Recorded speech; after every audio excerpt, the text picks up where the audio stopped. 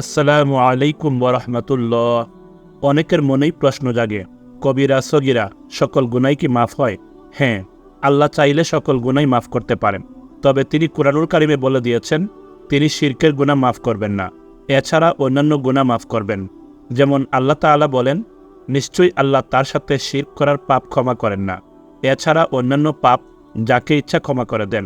সূরা নিসা আয়াত ৪৮।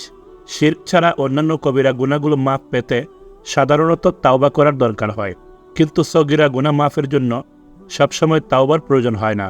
দৈনন্দিন কিছু আমলের মাধ্যমে এসব ছোটোখাটো গুনাহগুলো মাফ হয়ে যায়। তাই কবিরা গুনাহগুলো থেকে বেঁচে থাকলে সগিরা গুনাহগুলো আল্লাহ মাফ করে দেবেন বলে ঘোষণা দিয়ে রেখেছেন।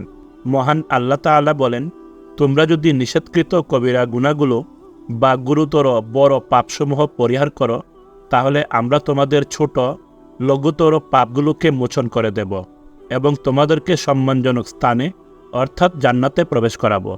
সূরা নিসা আয়াত ৩১। অন্য আয়াতে মহান আল্লাহ সুবহানাহু ওয়া তাআলা বলেন, যারা ছোটোখাটো অপরাধ ছাড়া কবিরা গুনাহ ও অশ্লীল কাজ হতে বিরত থাকে, নিশ্চয়ই তোমার রব অপরিসীম ক্ষমাশীল। সূরা নাজম আয়াত ৩২।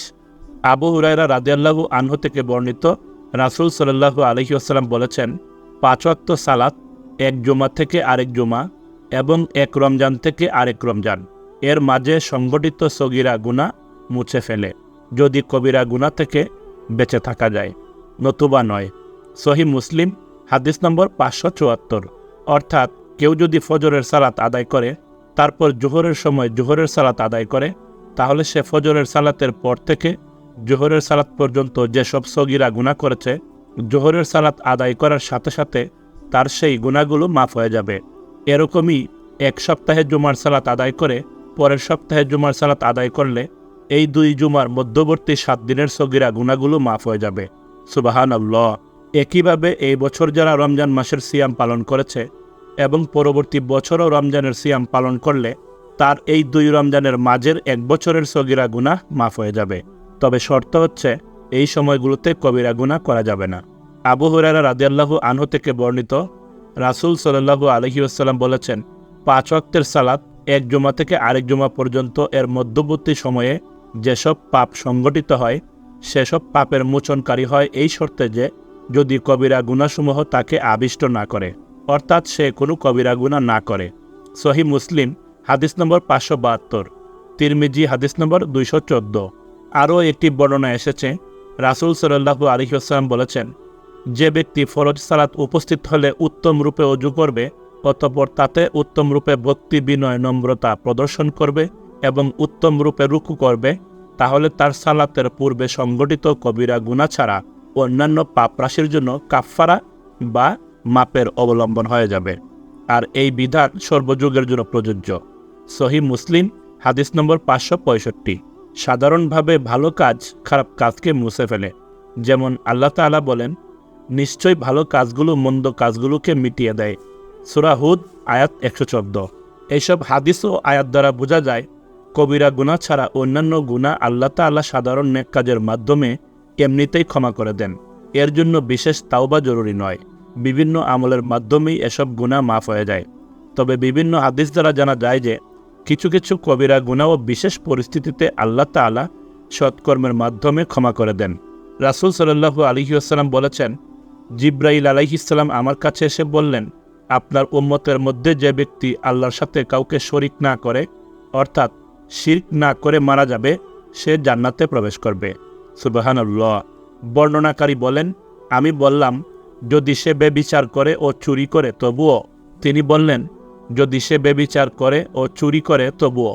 সহিহ বুখারী ৬৪৪৪, সহিহ মুসলিম ২৩৫১। আবু যর রাদিয়াল্লাহু আনহু থেকে বর্ণিত, তিনি বলেন, রাসূল সাল্লাল্লাহু আলাইহি ওয়াসাল্লাম বলেছেন, নিশ্চয়ই আমি সেই জান্নাতি ব্যক্তি সম্পর্কে জানি যে সবার শেষে জান্নাতে প্রবেশ করবে এবং সবার শেষে জাহান্নাম থেকে বের হবে। সে এমন এক ব্যক্তি যাকে কিয়ামতের দিন হাজির করা হবে এবং বলা হবে, ওর ছোট ছোট পাপগুলো ওর কাছে পেশ করো এবং বড় বড় পাপগুলো তুলে নাও। তারপর তার ছোট ছোট পাপগুলো তার কাছে পেশ করা হবে এবং বলা হবে, তুমি অমুক দিনে এই পাপ করেছ, অমুক দিনে এই পাপ করেছ। সে বলবে হ্যাঁ। সে তো অস্বীকার করতে পারবে না। সে তার বড় পাপগুলো পেশ করার ভয়ে ভীত থাকবে। অতঃপর তাকে বলা হবে, তোমার প্রত্যেক পাপের স্থলে একটি করে পুণ্য দেয়া হলো। তখন সে বলবে, হে আমার রব, আমি তো অনেক কিছু এমন পাপ করেছি যা এখানে আমি দেখতে পাচ্ছি না। এই ঘটনা বর্ণনা করে নবী সাল্লাল্লাহু আলাইহি ওয়াসাল্লাম এমনভাবে হেসে ফেললেন যাতে তার মারির দাঁতগুলো প্রকাশিত হয়ে গেল। সহিহ মুসলিম হাদিস নম্বর 487, মুসনাদে আহমদ হাদিস নম্বর 21393। অতএব বোঝা গেল আল্লাহ তাআলা বিশেষ প্রেক্ষাপটে কিছু কবিরা গুনাহ বান্দার অজান্তে তাওবা ছাড়াও মাফ করেন। কবিরা গুনাহ শুধু তাওবা অথবা আল্লাহর রহমত ও অনুগ্রহের মাধ্যমে মাফ হয়, আল্লাহই অধিক জানেন।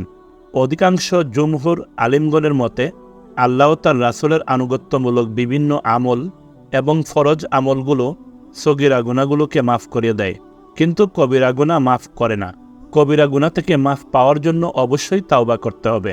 সৌদি আরবের বিখ্যাত আলেম শায়েখ মোহাম্মদ বিন সালে আল উসাইমিন রাহিমাহুল্লাহ এ ব্যাপারে আলিমগণের মতভেদ উল্লেখ করে বলেন, কিন্তু বলা যেতে পারে যে আমরা এরূপ কথা বলা অর্থাৎ মতভেদ করা থেকে নীরব থেকে আল্লাহর নিকট এই আশা রাখব যে তিনি সগীরা কবিরা সকল গুনাহকেই ক্ষমা করে দেবেন। বিশেষ করে যখন হাদিসে বলা হয়েছে তার পাপ সমুদ্রের ফেনা পরিমাণ হলেও মাফ হয়ে যাবে। আর আল্লাহর কাছে এই আশা রাখব যে কবিরা গুনাহ থেকে বিরত না থাকলেও সে ক্ষমা বহাল থাকবে। বলা বাহুল্য এই কথা বিচ্যুতি থেকে অধিক দূরে এবং আশার ব্যাপারে বেশি বলিষ্ঠ। আল্লাহ গফুর, ক্ষমাশীল, রহিম, দয়ালু। তিনি চাইলে যে কোনো ওসিলায় আমাদের সকল গুনাহ মাফ করে দিতে পারেন। অতএব আমরা সর্বদা গুনাহ মাফের ব্যাপারে আশাবাদী থাকব, কখনো হতাশ বা নিরাশ হব না। তাই হতাশ না হয়ে আশাবাদী থাকাটাই আমাদের জন্য কল্যাণকর। আল্লাহ তাআলা তার বান্দাদেরকে মাফ করার অনেকগুলো উপায় বলে দিয়েছেন। এই উপায়গুলো দুই ধরনের, উপলক্ষ্যযুক্ত উপায়, উপলক্ষ্যহীন উপায়। প্রথমেই উপলক্ষ্যযুক্ত উপায় সম্পর্কে আমরা জানি। উপলক্ষ্যযুক্ত উপায় বলতে কোনো কথা বলা, কাজ করা বা বিপদ, পরীক্ষা, রোগবালাই ইত্যাদির উপলক্ষে বান্দার গুনাহ মাফ করানো। তা হতে পারে বান্দার তাওবা করা, আল্লাহ তার রাসূল সাল্লাল্লাহু আলাইহি ওয়াসাল্লামের আনুগত্যমূলক কাজ যেমন সালাত, সিয়াম, দোয়া, দান সাদাকা ইত্যাদি কাজের মাধ্যমে, হতে পারে আল্লাহর পক্ষ থেকে কোনো পরীক্ষার মাধ্যমে যার দ্বারা আল্লাহ তার বান্দার গুনাহগুলোকে মাফ করে দিবেন, তার রবের সাথে সম্পর্ক নবায়ন করবেন। এমনকি বিপদাপদে ধৈর্য ধারণের কারণে তিনি বান্দাকে অতিরিক্ত সওয়াব দান করবেন। কখনো কখনো বান্দা জীবিত থাকা অবস্থায় তার জন্য অন্যদের দোয়া ও ইস্তিগফার করার মাধ্যমে গুনাহ মাফ করা হয়।